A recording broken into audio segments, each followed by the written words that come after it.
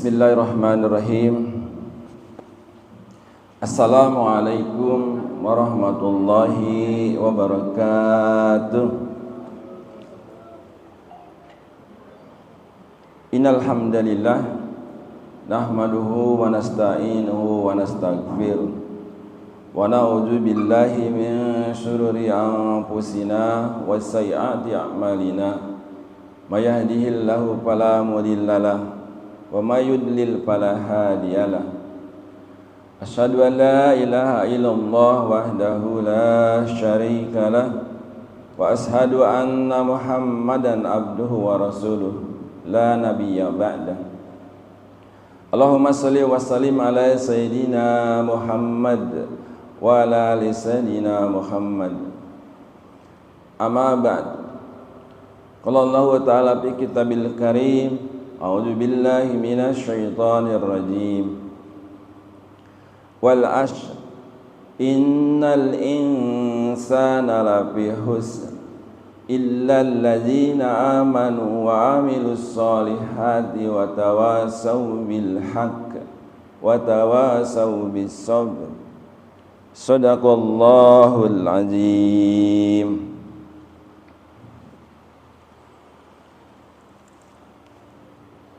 Jamaah salat subuh yang dirahmati Allah, mari kita sama-sama memanjatkan puji syukur kehadirat Allah Subhanahu wa taala. Pada pagi hari ini alhamdulillah kita sama-sama bisa hadir di tempat yang mulia ini. Tentunya karena ridho Allah Subhanahu wa taala, bahwa di luar sana banyak sekali teman-teman kita yang masih belum sempat datang ke masjid, ke rumahnya Allah Subhanahu wa taala dalam rangka menjalankan salat subuh berjamaah dengan segala permasalahannya masing-masing. Dan kita alhamdulillah diberikan kekuatan, kesehatan, kemampuan untuk bisa hadir di tempat yang mulia ini. Tentu itu adalah karena ridho Allah Subhanahu wa taala. Salawat serta salam tak lupa kita selalu sanjungkan ke baginda Nabi Muhammad sallallahu alaihi wasallam. Allahumma shalli wa sallim ala sayyidina Muhammad wa ala ali sayyidina Muhammad. Semoga kita selalu menjadi umatnya yang selalu istiqomah menjalankan sunnah-sunnahnya, dan kelak kita termasuk yang mendapatkan syafaatnya.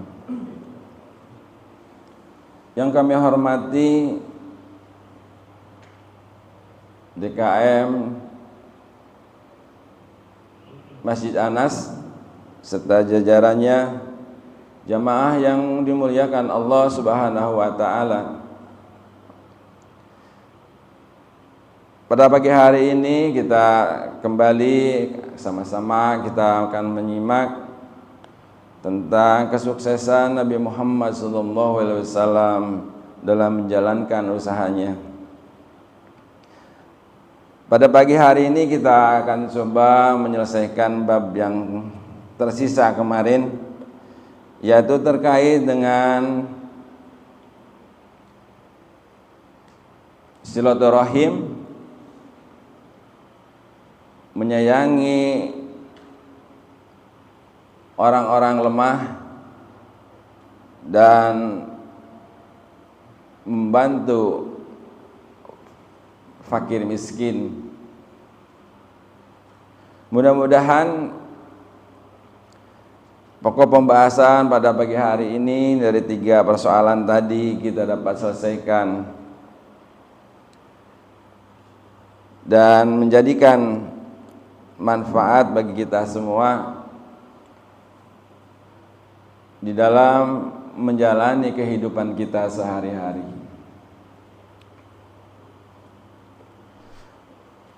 Jamaah yang dirahmati Allah Subhanahu wa taala,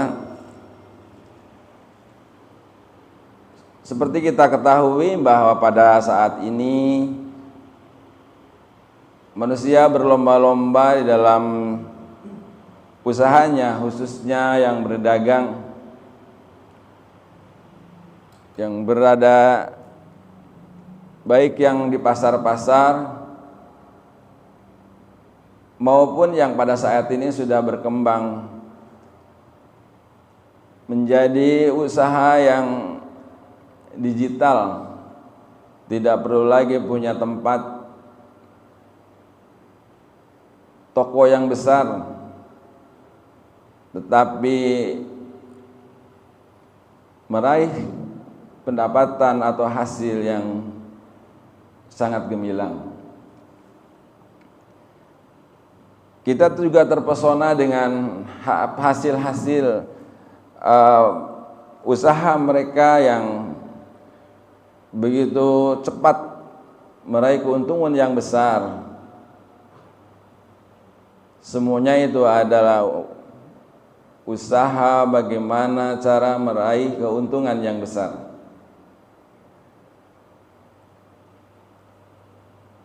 Banyak cara yang saat ini dilakukan oleh saudara-saudara kita. Tentunya itu adalah suatu pola atau suatu cara bagaimana mengenalkan usaha kita sehingga usaha kita dapat secara cepat dikenal oleh pelanggan-pelanggan kita dan calon-calon pelanggan kita, sehingga kita memperoleh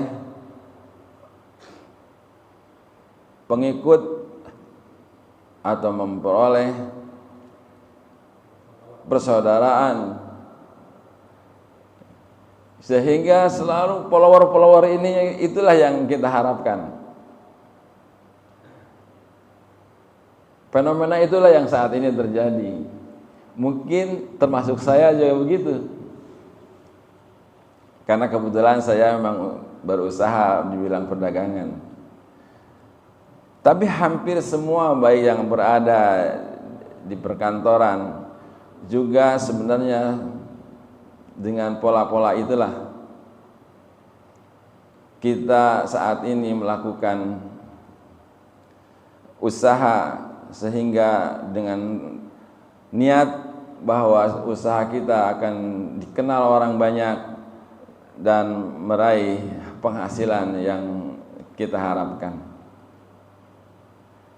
Jamaah yang dirahmati Allah, sesungguhnya sejarah mencatat bahwa Rasulullah SAW pernah bersabda bahwa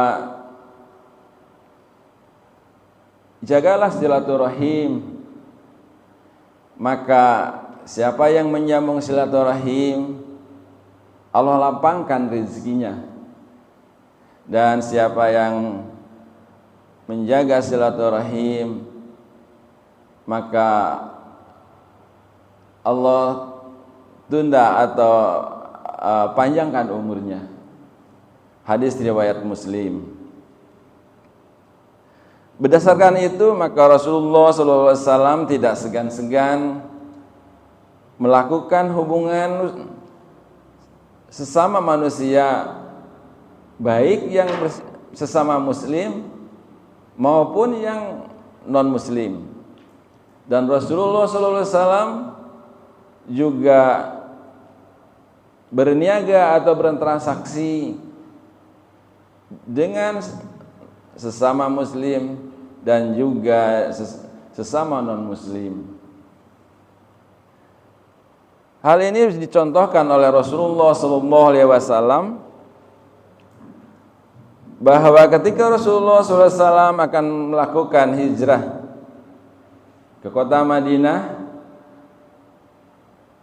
kita masih ingat bahwa Rasulullah dan Abu Bakar melakukan kerjasama dengan non-muslim, yaitu Abdullah bin Aqtarikah dari Bani Ad-Dail. Mereka Abdullah diminta kerjasamanya untuk membawakan kudanya, kuda Rasulullah dan kudanya Abu Bakar, bahwa 3 hari setelah berada di Gua Tur untuk bersembunyi, setelah itu maka Abdullah bin At-Tariqah membawakan kudanya dan langsung kerjasama itu dilaksanakan dengan baik oleh Abdullah.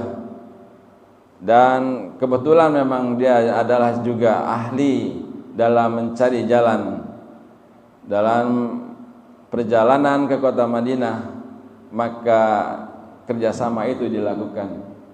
Dan alhamdulillah Rasulullah SAW bersama Abu Bakar sampai di kota Madinah dengan izin Allah selamat, sesuai dengan rencananya Allah Subhanahu wa taala.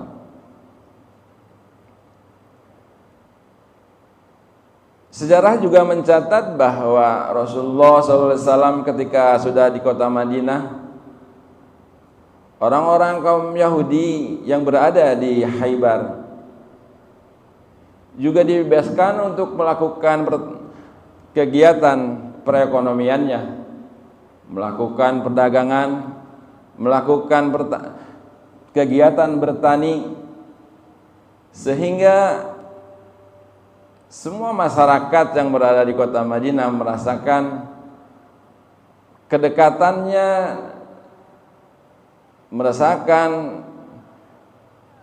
kebaikannya dari Rasulullah SAW, bahwa kehidupan pada saat itu mendapatkan bimbingan, mendapatkan pengayoman, dan menjadikan kota Madinah kota yang maju dan aman serta tentram.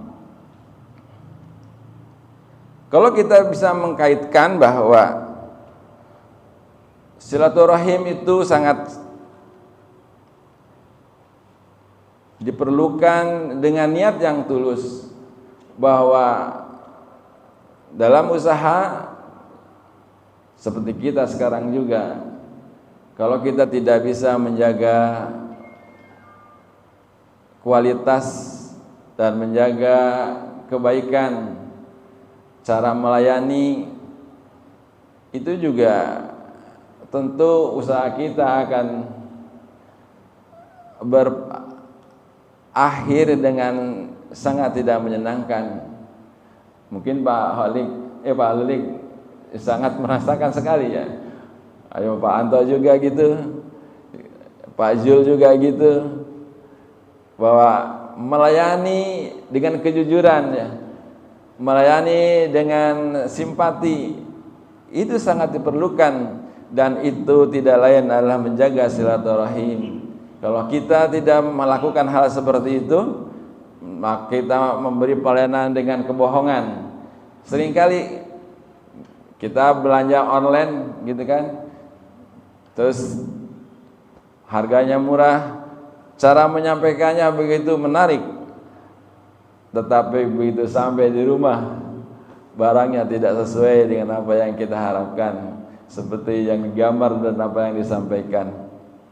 Akhirnya perdagangan mereka atau usaha mereka hanya mencari peluang-peluang orang-orang yang dapat ditipu. Akhirnya usaha mereka secara pasti itu akan beralih usaha lagi, beralih cara lagi, hanya sekedar untuk menipu. Kalau kata A'agim, bahwa orang yang telah menipu satu kali, maka dia akan terus menipu dan melakukan kebohongan-kebohongan. Nah, kalau sudah terjadi seperti ini, maka hidupnya akan selalu dalam kebohongan, dan jelas hal itu akan membawa kerugian baik di dunia wal akhirah. Tentunya kita tidak ingin melakukan suatu usaha dengan cara seperti itu. Jamaah yang dirahmati Allah, selain itu bahwa kita usaha ini seringkali hanya berpikir bagaimana kita menjadi pengusaha yang sukses, mengumpulkan harta yang begitu banyak. Kalau kata orang Sunda, bro di juru, bro di panto, ngarayah di tamah imah. Itu bahasa orang Sunda seperti itu, nggak tahu kalau bahasa Jawa. Tapi niatnya adalah bagaimana mengumpulkan harta sebanyak-banyaknya. Ketika ada seorang minta-minta datang ke tempat usaha kita, mungkin caranya hanya membawa kentongan, musik aja nggak jelas. Lalu kita bilang, "Hus, maaf ya, maaf," bikin gitu kan. Begitulah. Banyak sekali yang kita lupakan, suatu hal yang kecil, bahwa kehidupan ini penuh dengan ujian. Ketika kita sudah di atas, tetap ujian itu akan hadir dan Allah akan memberikannya. Allah Subhanahu wa taala menyampaikan bahwa siapa yang lulus dengan ujian, maka sesungguhnya Allah akan membalasnya dengan surga. Oleh karena itu, Rasulullah SAW mencontohkan kepada kita semua bahwa usaha itu tidak semata-mata mencari keuntungan yang besar, mengumpulkan harta benda, tetapi Rasulullah berniaga atau mengumpulkan harta sebanyak-banyaknya, seperti juga kita ketahui bahwa Rasulullah berniaga bersama Siti Khadijah radhiyallahu anha semata-mata bagaimana bisa mengaitkan usahanya, bisa mengayomi orang-orang fakir miskin, dan kehidupan Rasulullah selalu berdekatan dengan orang-orang fakir miskin.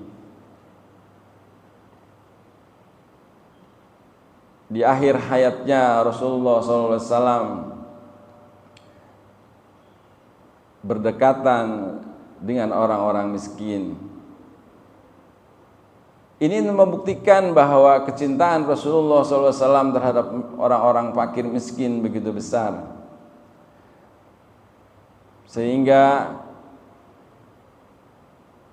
kalau saat ini barangkali kita bisa menerjemahkan bahwa hidup kesetaraan antara orang kaya dengan miskin itu bukan berarti harus sama-sama kaya, tetapi bagaimana orang kaya bisa membagikan sebagian hartanya kepada orang yang membutuhkannya dan bisa mengayomi di kehidupan di sekitarnya, baik yang berada di dalam lingkungan keluarganya sendiri atau yang berada di lingkungan kehidupan dalam kehidupan bertetangga. Tentunya ini menjadikan catatan buat kita semua dengan dicontohkannya kehidupan Rasulullah SAW ini akan menjadikan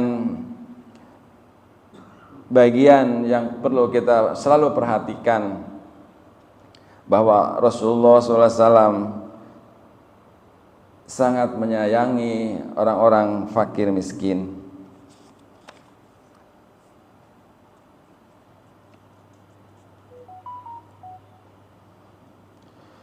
Jamaah yang dirahmati Allah, satu kisah bahwa Salman Al-Farisi barangkali kita kenal ya. Bahwa Salman itu tadinya adalah orang kaya non muslim, tapi karena ketertarikan yang dibimbing oleh Allah Subhanahu wa taala dari orang yang menganut agama non-muslim waktu itu, kemudian jauh-jauh pergi mencari berita bahwa di Madinah ada seorang nabi. Kemudian Salman Al-Farisi menjadi budak di kota Madinah.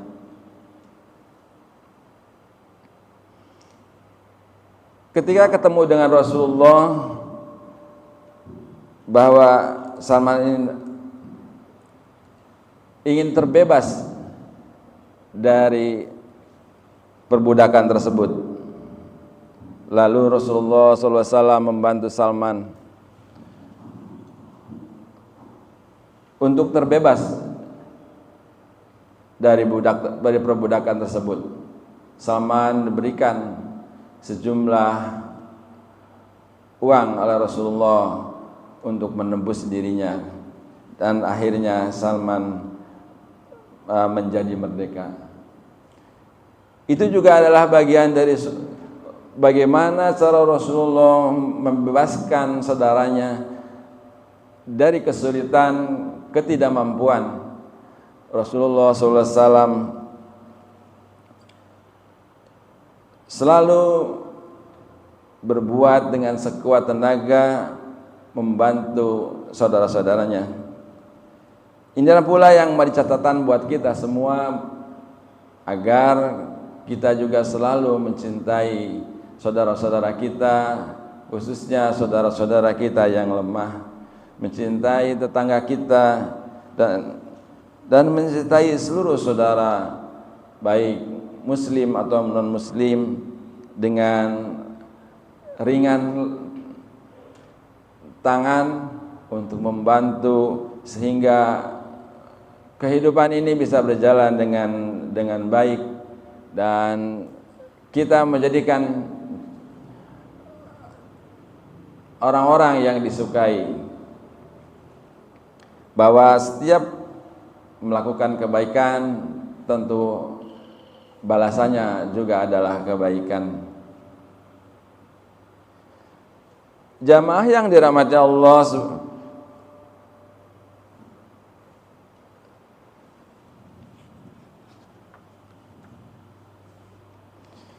selain itu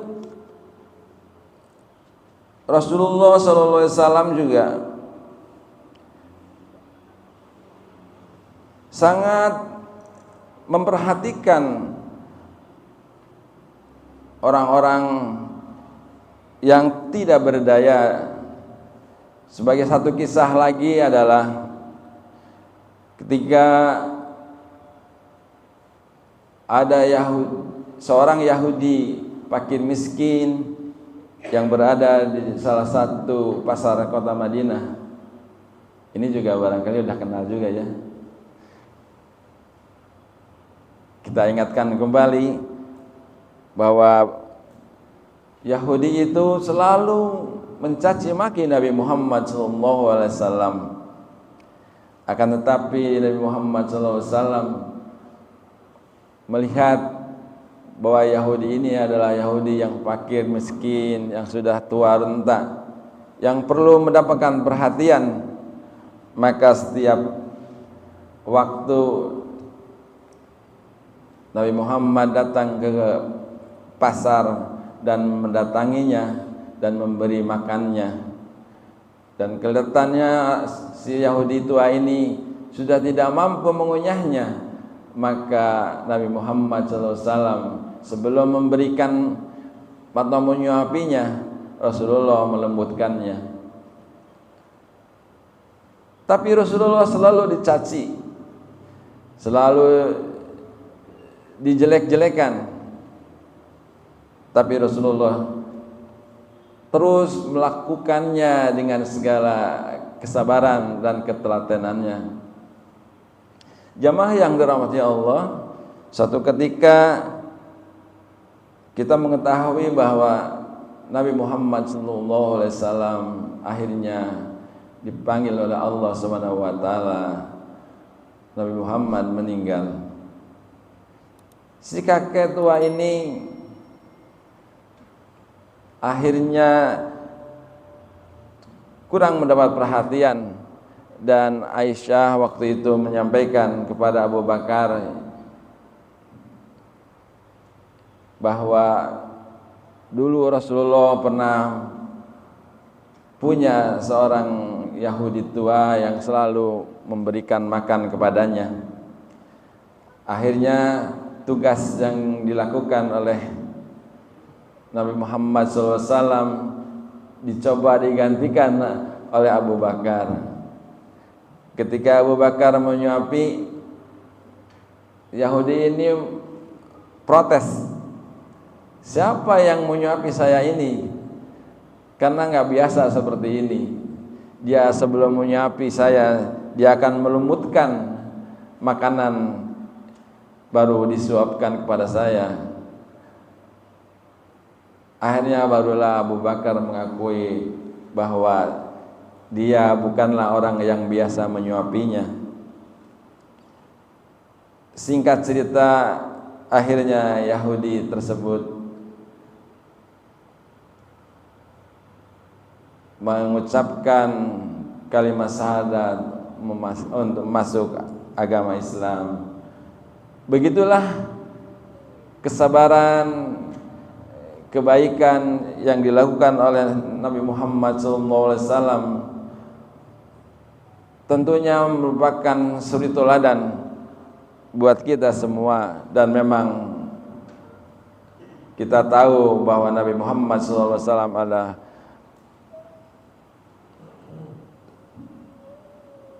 suri teladan bagi kita semua yang perlu kita contoh keteladannya tersebut.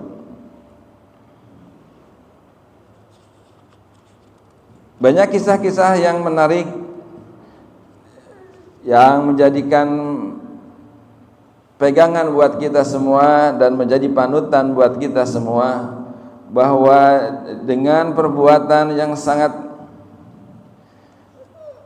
baik tersebut, dengan segala kesabaran, tentunya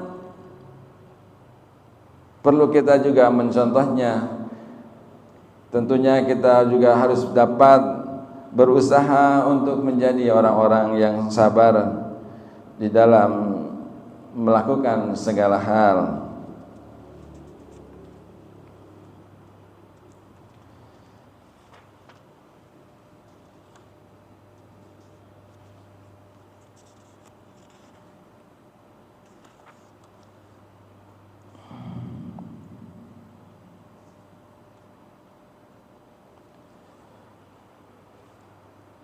Rasulullah Sallallahu Alaihi Wasallam di dalam kehidupannya tidak lepas dari selalu memperhatikan orang-orang, memperhatikan sahabat-sahabatnya, sehingga Rasulullah memang dijuluki uswatun hasanah, contoh bagi kita semua. Rasulullah SAW juga bersabda dalam sebuah hadisnya, karena saya tidak hafal, saya bacakan. Barang siapa melepas satu kesusahan orang mukmin, pasti Allah akan melepaskan darinya satu kesusahan pada hari kiamat. Barang siapa menjadikan mudah urusan orang lain, pasti Allah akan memudahkannya di dunia dan di akhirat. Barang siapa yang menutupi aib seorang muslim, pasti Allah akan menutupi aibnya di dunia dan di akhirat. Allah senantiasa menolong hamba-hambanya selama hambanya itu suka menolong saudaranya. Hadis riwayat Muslim.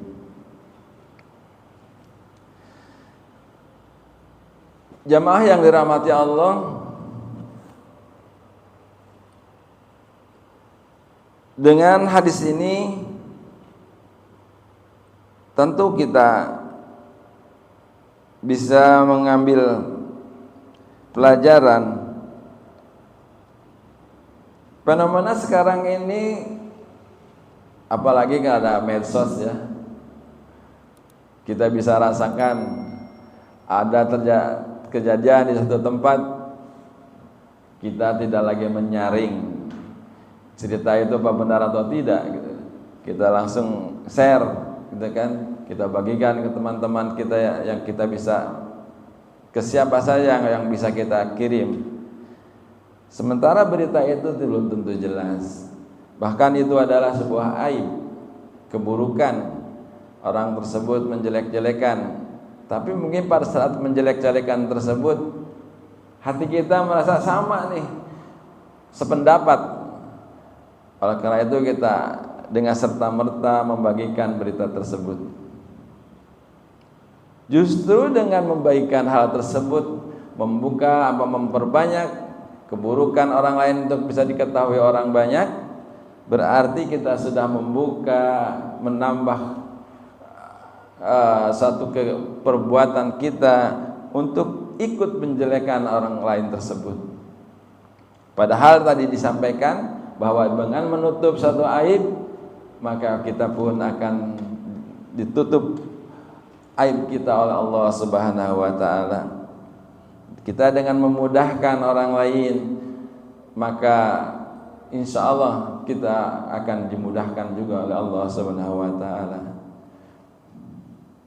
Tentunya hal ini menjadikan kita untuk berpikir di dalam kehidupan kita, menyongsong perjalanan kita ke depan, agar kita harus berhati-hati lagi, tidak asal saja mendapatkan berita kemudian kita bagikan ke teman-teman, padahal berita itu belum tentu benar adanya dan belum tentu baik. Menolong sesama teman atau sesama orang lain itu adalah suatu kewajiban kita, dan meyakini bahwa kita memudahkan orang lain, maka urusan kita juga akan dimudahkan oleh Allah Subhanahu wa taala.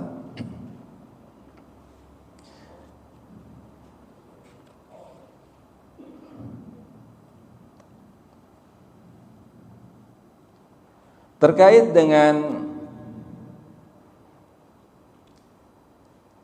rezeki kita yang setelah banyak, yang setelah kita kumpulkan menjadi suatu kekayaan yang begitu besar, begitu banyak, yang sudah kita tumpuk dengan usaha atau jerih payah kita. Kemudian Allah Subhanahu wa taala berfirman di dalam Al-Qur'an, A'udzu billahi minasyaitonir rajim. Yas'alunaka madza yunfikun qul ma anfaqtum min khairin walil walidaini wal aqrabin wal yattama wal masakini wa banis sabil wa ma taf'alu min khairin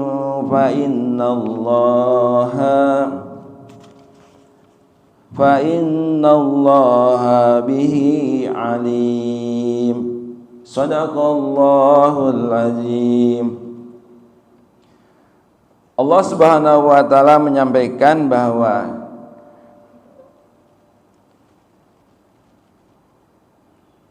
mereka orang-orang kaya bertanya kepada Nabi Muhammad SAW tentang apa yang harus mereka infakkan.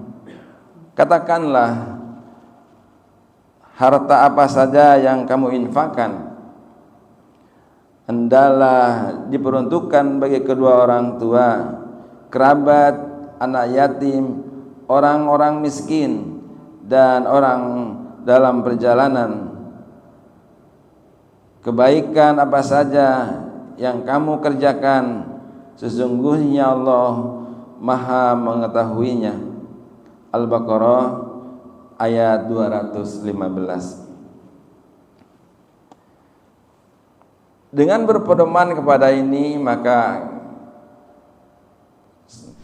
tentunya kita diharapkan menjadi hamba-hamba yang menyayangi saudara kita, selalu menyambung silaturahim, karena kita selalu mengingat cara kita bersilaturahim banyak sekali dengan membagi sedikit harta, berinfak dan bersedekah, khususnya kepada orang tua kita, saudara-saudara kita yang terdekat, maka itu adalah bagian dari silaturahim. Kita mungkin juga tidak menyadari, dengan kita selalu mengingat saudara kita, maka saudara yang jauh yang tidak pernah kita kunjungi, kemudian satu saat kita kunjungi, kita memberikan hadiah kepada mereka, kemudian satu saat mereka akan kembali kepada kita mengingatnya. Tentu sebelum mereka datang ke kita, mereka mendoakan kita. Itulah satu hal yang sedikit kita lakukan, harta yang kita berikan, tetapi begitu besar manfaatnya buat kita semua. Menyambung silaturahim dengan membawa, kalau sekarang udah biasa ya. Jadi kalau kita mau ke saudara, pasti bawa oleh-oleh gitu kan ya. Itu sebenarnya bukan sekedar tradisi, tapi membawa itu sangat menyenangkan, dan itu sebenarnya akan memperkuat hubungan kita dengan saudara kita, baik dengan saudara kita sekandung, juga dengan teman-teman kita. Kalau sekarang reuni ya, itu baik, ada baiknya juga kita reuni gitu. Tapi ya semua di dalam kebaikan pasti ada keburukan, dan pasti tentunya kita akan bisa memilah-milah agar reuni tetap berjalan, tapi tetap di dalamnya adalah kebaikan. Jadi dengan apa yang tadi Allah sampaikan bahwa membagikan harta kita setelah kita memperolehnya, dan bukan berarti hanya orang kaya saja yang harus membagikan harta tersebut, karena di dalam Al-Quran, mungkin saya lupa ayatnya, tapi saya mengingatnya bahwa kalau dirikanlah sholat, maka tunaikan zakat, dan gitu. Jadi kalau sudah bersolat, kita melakukan sholat, maka kita harus bersedekah. Itu selalu pendampingan. Oleh karena itu, yang namanya berbagi bukan berarti harus orang kaya saja, tetapi berbagi itu apa yang kita peroleh, maka itu adalah ada bagian orang lain. Maka jangan lupa, sebagian apa yang kita peroleh kita juga bagikan ke orang lain. Sehingga kita di sisi Allah menjadikan hamba yang soleh tadi, hamba-hamba yang diridhoi oleh Allah Subhanahu wa taala, bahwa tidaklah kita melaksanakan salat, juga kita menunaikan zakat, kita juga berinfak, dan itulah hamba-hamba yang disukai Allah Subhanahu wa taala. Apabila kita di dalam kehidupan bermasyarakat ini sudah bisa terbentuk suatu kegiatan atau suatu masyarakat yang seperti ini, insya Allah hubungan lingkungan kita ini akan menjadi lingkungan yang sangat harmonis, jauh dari perpecahan. Keluarga kita juga menjadi keluarga yang kuat, lingkungan juga akan menjadi lingkungan yang kuat. Inilah bagian kita mencontoh Rasulullah SAW, walaupun sedikit. Mudah-mudahan dengan cara-cara ini kita bisa mewujudkannya menjadi hamba-hamba yang mengikuti sunnah Rasulullah SAW. Setelah kumpul di sini selesai, kita juga masih bersilaturahim di samping masjid. Tak lain adalah dalam rangka menghubungkan silaturahim kita dengan saudara-saudara kita yang berada, yang suka hadir di tempat yang mulia ini. Mudah-mudahan saja ke depan kita akan lebih banyak lagi yang hadir di rumah Allah ini. Kita mendoakan saudara-saudara kita yang belum pensiun, nanti kalau pensiun rajin-rajin ke masjid seperti kita saat ini, karena sudah pensiun barangkali ya gitu. Jadi kita apalagi yang mau dikerjakan kecuali mendekat kepada Allah Subhanahu wa taala. Sifatnya memang hanya kecil, tapi niat tadi ya, kalau para kiai bilang ya bahwa duduk di masjid di tempat yang mulia ini mendengarkan apa saja, maupun taklim maupun ngaji gitu kan, maupun zikir, semuanya mendekatkan diri kepada Allah Subhanahu wa taala. Maka Allah akan berikan hadiah yang sangat besar, yaitu haji dan umroh sempurna. Itu para ulama menyampaikan seperti itu. Tapi sesungguhnya bahwa perbuatan ini adalah memang perbuatan, kalau kata siapa ya, saudara kita tuh, ustadz kita yang menyampaikan bahwa kalau Allah bukakan gitu kan, sesungguhnya di depan kanan kiri kita banyak sekali malaikat mendengarkan, sama-sama bertaklim gitu. Tapi kalau dibukakan kita lihat malah kita yang takutnya. Alhamdulillah, dengan niat kita duduk di sini tentu adalah bagian rahmat Allah Subhanahu wa taala dan petunjuk bagi kita untuk selalu dekat kepada Allah Subhanahu wa taala. Barangkali itu saja ya yang dapat saya sampaikan pada pagi hari ini. Mohon maaf apabila yang saya sampaikan mungkin banyak hal yang kurang tepat. Itu ada dari kekurangan saya. Saya mohon maaf kepada para jamaah dan saya mohon ampun kepada Allah Subhanahu wa taala.